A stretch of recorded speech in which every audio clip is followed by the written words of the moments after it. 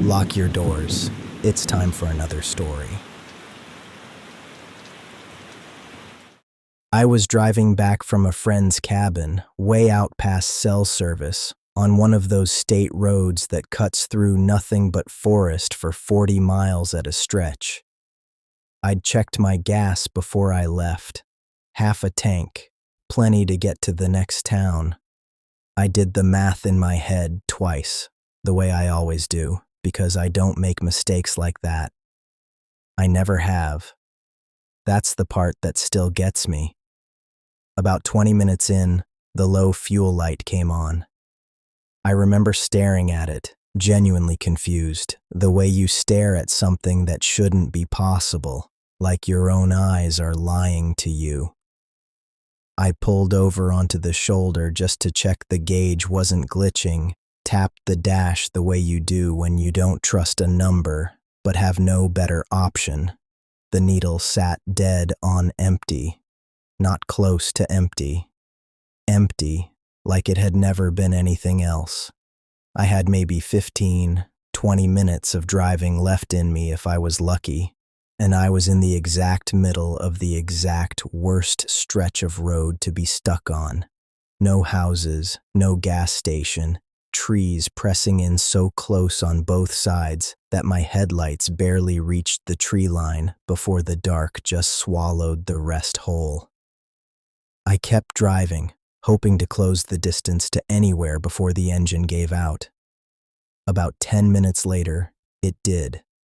No warning sputter, no slow decline, just a cough, and then a silence so complete it felt physical, the car rolling to a stop dead center in my lane on a road with no shoulder wide enough to matter.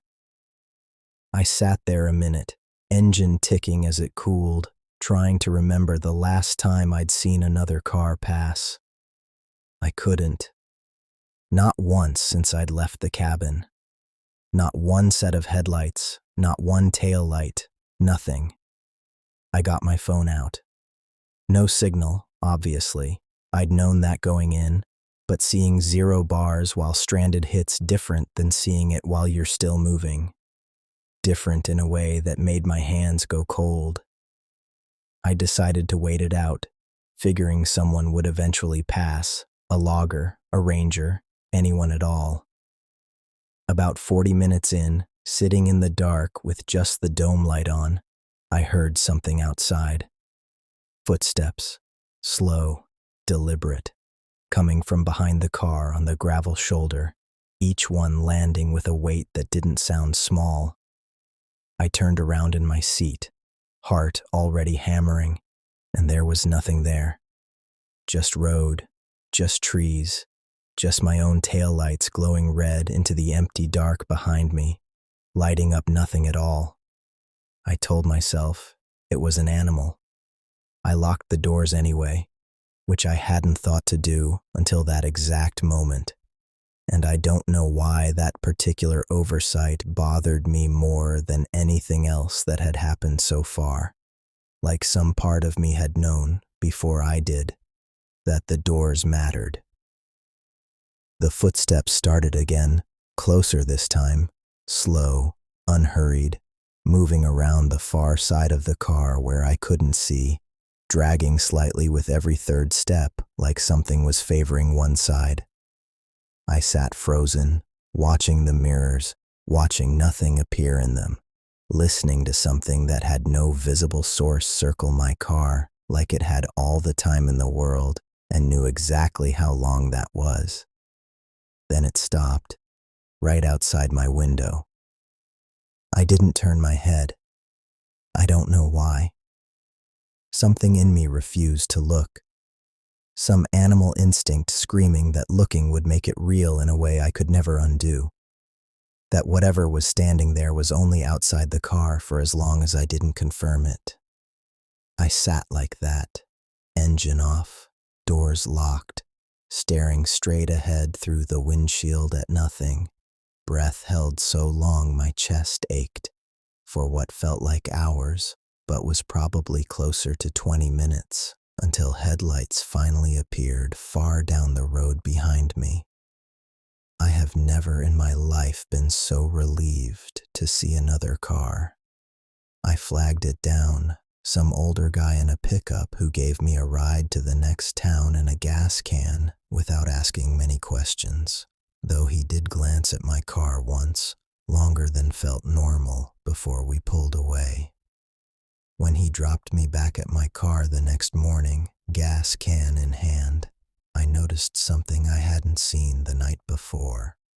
Handprints, pressed into the dust on the driver's side window at exactly the height a person would stand if they were bent down, looking in, except the prints didn't have fingers, just a flat, smeared shape, wider than any hand should be, like something had pressed itself against the glass without quite matching the shape of a hand at all, and held it there long enough to leave an impression. I filled the tank, drove straight to the nearest gas station, and never took that road again, not even in daylight, not even with a full tank and 3 people in the car. Some nights I still think about how long it stood there, on the other side of that thin pane of glass, close enough that I could have felt its breath fog the window if I'd only turned my head.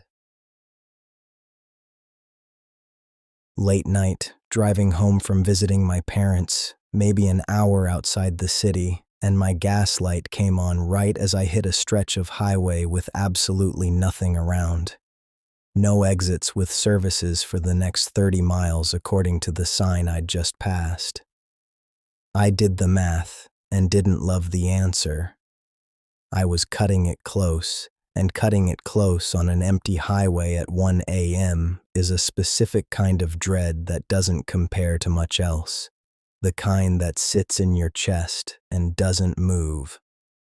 About 10 minutes later, right when I'd started planning what I'd do if the car died on the shoulder, I saw a light up ahead, off to the right. A gas station, small, old-looking, a single pump under a flickering overhead light, no brand name I recognized, nothing on any map I'd have thought to check. I didn't care. I took the exit that led to it without a second thought, and I've replayed that decision more times than I'd like to admit. The lot was empty, except for one other car, an old sedan parked crooked near the edge, lights off, no one visible inside. I pulled up to the pump, got out, and the air felt wrong immediately.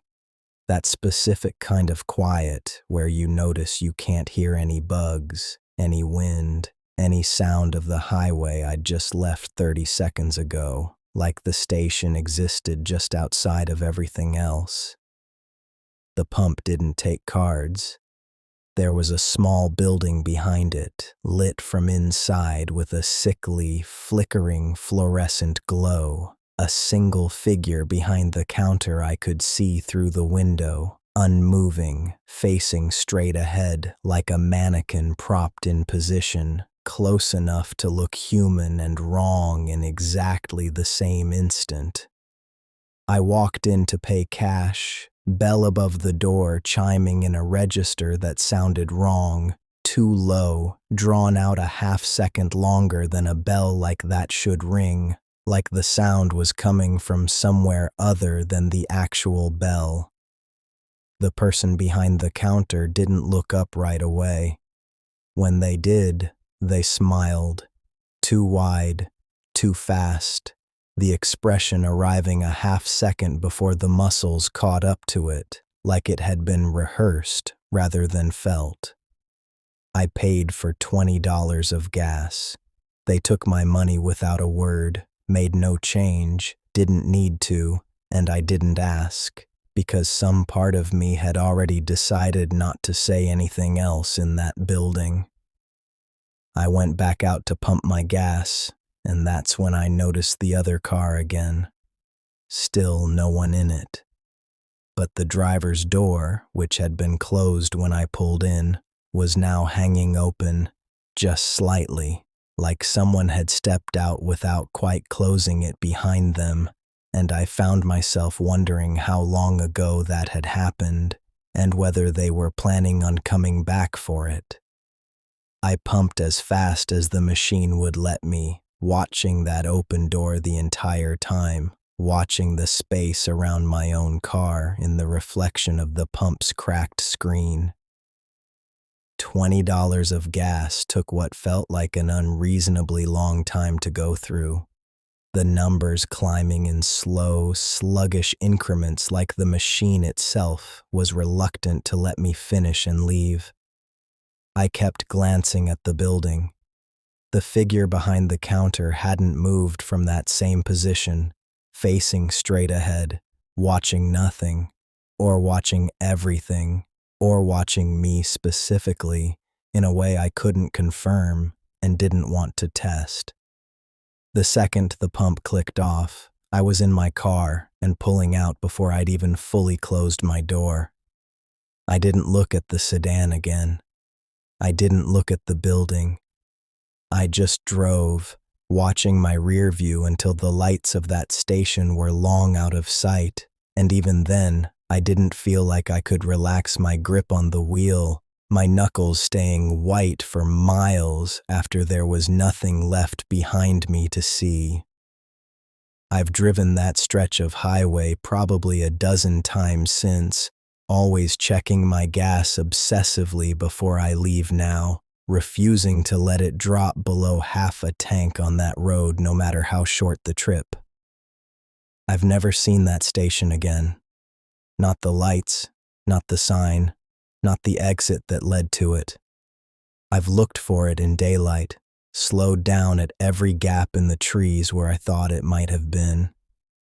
There's nothing there, just trees and shoulder and a stretch of empty highway that doesn't explain where $20 of my cash went, or who, or what I gave it to, or why.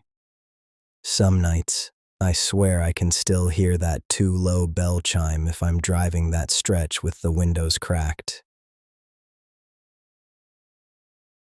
My husband and I were driving back from a weekend trip, taking a shortcut through back roads to avoid highway traffic, when the fuel gauge started acting strange. It had read a quarter tank when we left the cabin that morning, plenty to get us to the interstate, but somewhere along those back roads, the needle started dropping fast, not steady, the way a gauge normally drains, in jumps.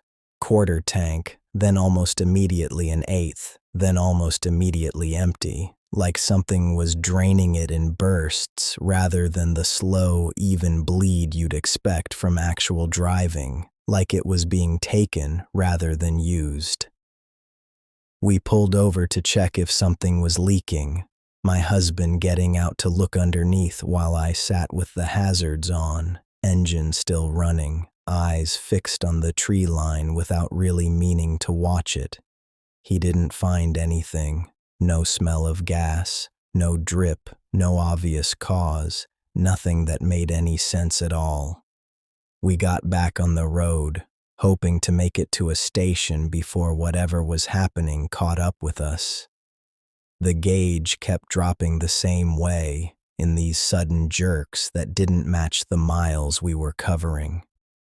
About 15 minutes later, it bottomed out completely, and the car started losing power on a stretch of road with dense woods on both sides, and not a single house light visible anywhere, not even far off in the distance.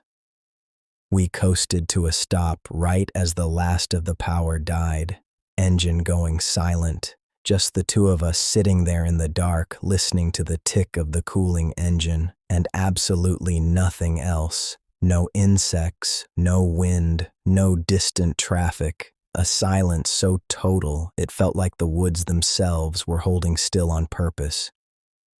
My husband tried his phone. No signal. I tried mine. Same. We decided to wait it out until morning rather than walk an unknown distance in the dark on roads we didn't know. About an hour into waiting, my husband, half asleep in the driver's seat, said my name, quiet, urgent, barely above a breath, and nodded toward the trees on his side of the car. There were lights out there. Small, low to the ground, moving slowly between the trunks. Not the bounce of a flashlight, not headlights, just a soft, steady glow drifting through the woods at a walking pace.